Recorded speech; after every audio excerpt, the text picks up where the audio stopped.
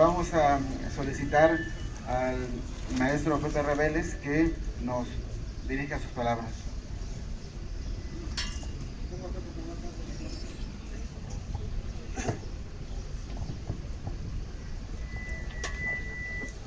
Compañeros, muy buenas tardes. Me encantaría que estuviera esto llenísimo, abarrotado, pero bueno, es lo que está ocurriendo en ocasiones, aunque estemos recordando los 30 años del asesinato de Manuel Buendía. De pronto, por el mismo trabajo y por otras ocupaciones, no puede haber más asistencia. ¿Y qué más pudiera uno desear que en este sitio emblemático para el periodismo mexicano lográramos hacer hoy el recuento de los logros para esclarecer tantos crímenes y amenazas contra los trabajadores de los medios de comunicación?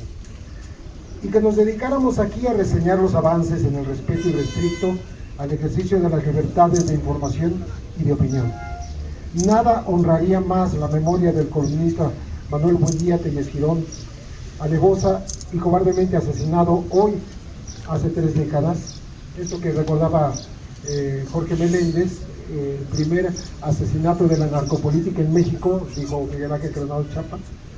Pues nada, pues lo recordaría más justa y puntualmente, digo, que poder decirle en donde quiera que esté que su sacrificio no fue en vano, que su lucha por la libertad de expresión ha rendido en estos años frutos de respeto a la vida, al trabajo, a las condiciones laborales, a la expresión crítica y a la excelencia de un oficio profesional y cotidianamente ejercido por todos los periodistas del país. En cambio, por desgracia, estamos reunidos ante el monumento a Francisco Zarco, como todos los meses, como todos los años recientes, y en esta ocasión, para documentar todo tipo de agravios acumulados en contra de los trabajadores de los medios escritos, de radio, de televisión y de los usuarios de las crecientes redes sociales. Los asesinatos en contra de periodistas continúan. Según la metodología para obtener la estadística de cada organización defensora y de cada instancia pública, van de al menos 80 hasta más de 100 homicidios de informadores en casi 13 años y medio de este siglo. Cualquiera de las cifras que se adopte, la más leve o la más grave, debiera concitar alarmas y debiera ser una convocatoria para la solidaridad y para la movilización gremial. La solidaridad, ese vocablo tan noble, tan lleno de significado, que cuando no se acompaña de acción queda desnudo, sin mayor contenido, reducido a viejo lema salinista al servicio de la demagogia. Con ser gravísima esta realidad de muertes, a la que hay que añadir una veintena de compañeros desaparecidos, sin destino conocido, es apenas la expresión más cruda de un ambiente social en el que se desenvuelve el trabajo periodístico, como de un país en guerra, como un país de conflicto armado permanente y sin visos de volver a una mínima normalidad democrática. Una cotidianidad descompuesta por la corrupción, por la impunidad y por la simulación, por mencionar 3, nada más entre una multitud de jinetes del apocalipsis que dejan el campo listo para la repetición de los agravios contra nuestros colegas de oficio. Hoy quiero poner todo el énfasis en torno a un fantasma reciente que recorre el mundo periodístico. Además de que hay un verificado crecimiento exponencial de los agravios contra periodistas y agresiones de helicópteros en contra de estas reuniones, vamos a esperar que pase. Lo bueno de los drones es que no hacen ruido y son más eficaces. Pueden estar escuchando el discurso allá arriba. Yo decía que hay un nuevo fantasma que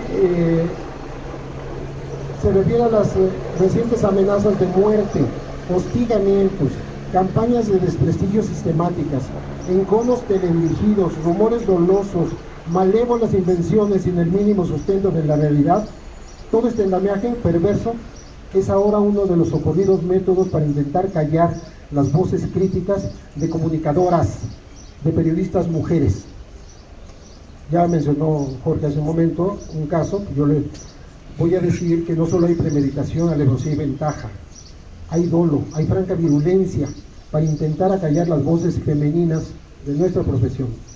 Aquí vamos a decir nombres y apellidos porque las amenazas son públicas, porque al mencionarlas queremos hermanarnos con ellas, decirles que no están solas, que su muy meritoria labor periodística convoca las iras del poder y es por eso que precisamente les envía mensajes ominosos a través de operadores que actúan desde los más oscuros sótanos de la mezquindad y la corrupción. Por eso decimos desde aquí, al rememorar los 30 años del asesinato de Buendía, jamás esclarecido, como bien decía Jorge, de manera cabal, de manera satisfactoria, no se vale que la representante en México de Reporteros Sin Fronteras, Balbina Flores, tenga que contar con medidas cautelares por amenazas telefónicas. No debemos aceptar que Marta Durán de Huerta, colaboradora de Proceso y corresponsal de Radio Nederland desde hace muchos años, sea amenazada de muerte por sus trabajos en favor de víctimas de la violencia. Negro se nos va a presentar el futuro si dejamos sola a Anabel Hernández ante el acoso desde estos textos infamantes que publicó el sitio de CNN, o frente al allanamiento del conjunto en el que habita. Ataques a la periodista y escritora claramente atribuibles al exsecretario de Seguridad Pública, Genaro García Luna, a quien ella ha denunciado de 1000 maneras. Hasta legisladores se sintieron obligados a intervenir para que se dicten medidas de protección a la conductora Carmen Aristegui y a la abogada Teresa Ulloa. Jorge, suerte. Sujetas a una clarísima campaña de denostación y a oscuras invenciones, una vez que se investigó y destapó con trabajo periodístico la cloaca de servicios sexuales, de prostitución y posible trata de mujeres auspiciada por el dirigente del PRI en el DF con licencia, Cuauhtémoc Gutiérrez.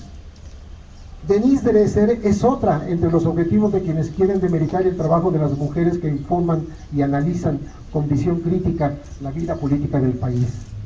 No han cesado en años los acosos, las amenazas y los atentados contra Lidia Cacho por sus denuncias contra redes de pederastia ligadas a políticos, obligada en su momento al autoexilio temporal, como ahora mismo está Ana Lilia Pérez, fuera del país, a raíz de que reveló la intrusión de la delincuencia organizada en Pemex y los sucios negocios de varios funcionarios a costillas del erario y de la paraestatal. ¿Por qué vamos a tolerar que Jade Ramírez Cuevas, de Radio Universidad de Guadalajara, sea atacada por el solo hecho de dar espacios a quienes se oponen a la construcción de la hidroeléctrica del Zapotillo? ¿O que Citlali López, de Noticias de Oaxaca y de Radio Fórmula, deba soportar amenazas del dirigente del Frente Amplio de Lucha Popular? Hay además varias compañeras desplazadas de sus sitios de vida y de trabajo que llegaron y están en el DF, refugiadas. Nos tenemos que acostumbrar a estos frutos envenenados de la persecución. Tenemos que tragarnos el discurso distractor y las promesas falsas de los gobernantes y las procuradurías durante más de 2 años de impunidad en el crimen de Regina Martínez, corresponsal de Proceso en Veracruz. No estoy mencionando todos los casos, pero con esta lista ustedes se dan cuenta de cómo las mujeres periodistas están siendo agredidas ahora. ¿Cuál es el grado de deterioro de las condiciones en las que se desarrolla en México el ejercicio periodístico?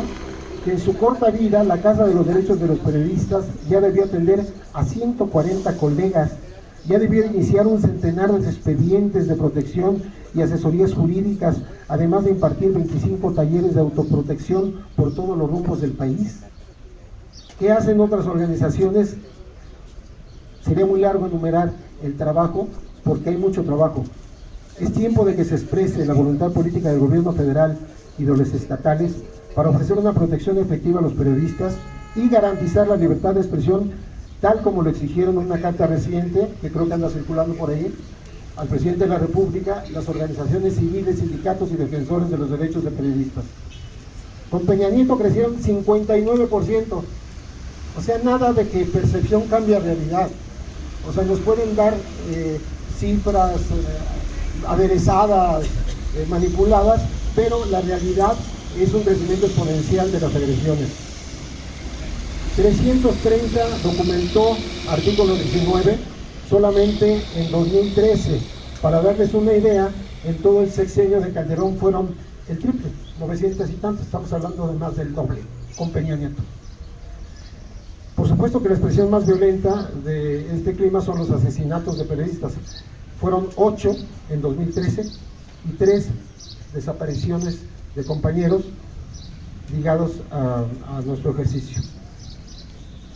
Durante 2014 ya fueron victimados Miguel Ángel Garduño en Guerrero, Gregorio Jiménez de la Cruz en Veracruz, Omar Reyes Fabián en Oaxaca, y todos los días leemos informaciones de que ya van sobre la pista de los asesinos.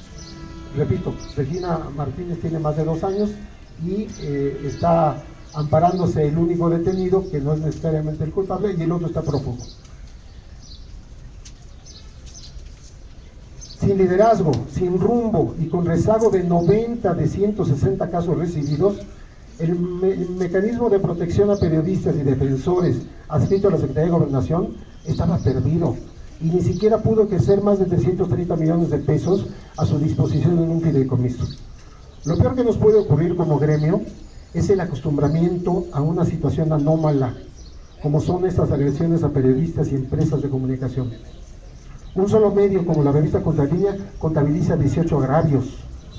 Hoy las estadísticas disponibles indican que en México, en el tema de las agresiones a periodistas, se comienza a recorrer ese camino en donde lo excepcional se va tornando en cotidiano.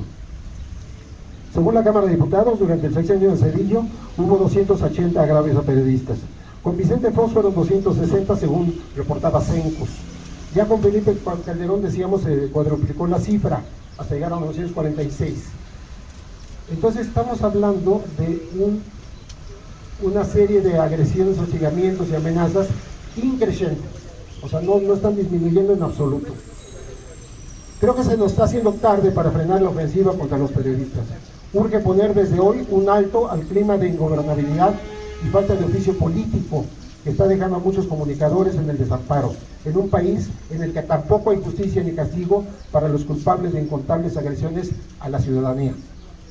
Cito precisamente a Manuel Buendía para terminar, porque él decía: de la clase de periodistas que tenga un país dependerá su éxito o retraso en la búsqueda de la justicia y la democracia, su independencia política y económica, su desarrollo y la consolidación de sus instituciones nacionales. Muchas gracias.